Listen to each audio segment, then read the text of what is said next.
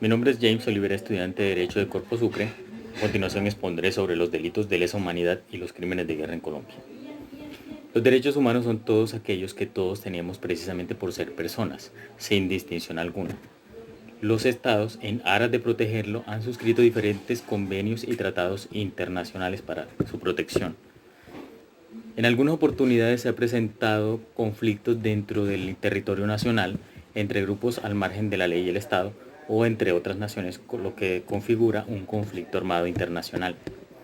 Surge entonces el derecho internacional humanitario como esta forma de humanizar ese conflicto, esa guerra.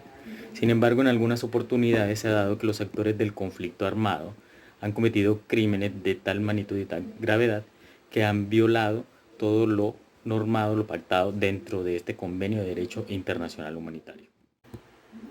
Se hace necesaria entonces una instancia competente que active su jurisdicción internacional para juzgar crímenes. Esta es la Corte Penal Internacional creada a partir del Estatuto de Roma. En esta los sujetos activos son las personas quienes son responsables ante ella por la comisión de crímenes como lo son el genocidio, los delitos de lesa humanidad y los crímenes de guerra.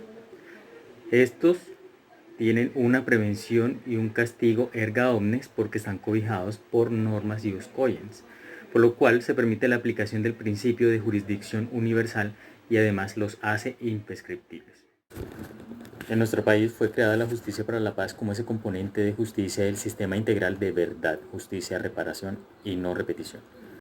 La justicia transicional es un conjunto de medidas adoptadas para dar solución a las graves violaciones a los derechos humanos, a los crímenes de guerra y a los delitos de lesa humanidad, cometidos en un conflicto armado donde los responsables rindan cuentas por sus acciones y garanticen a las víctimas el derecho a la verdad, a la justicia, la reparación y la no repetición.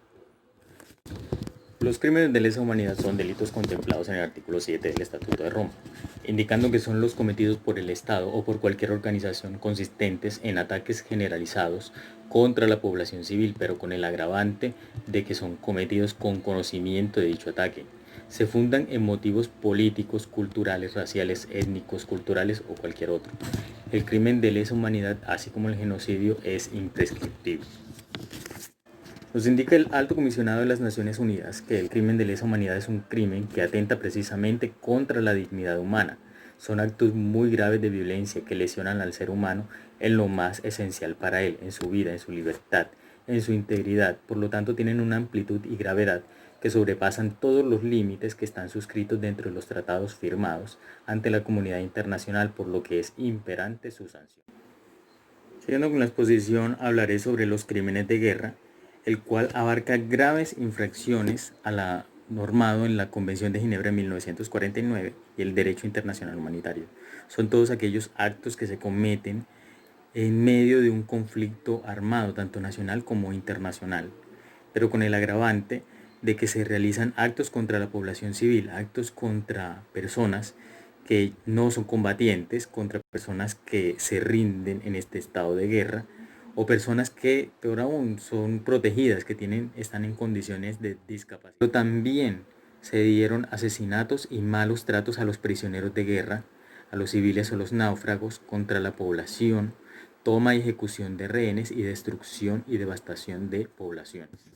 Para finalizar la exposición mencionaré dentro de los casos más representativos ante la JEP el caso 003 abierto en 2018, en el cual la Fiscalía General de la Nación presenta pruebas documentales sobre muertes ilegítimas presentadas como bajas en combate.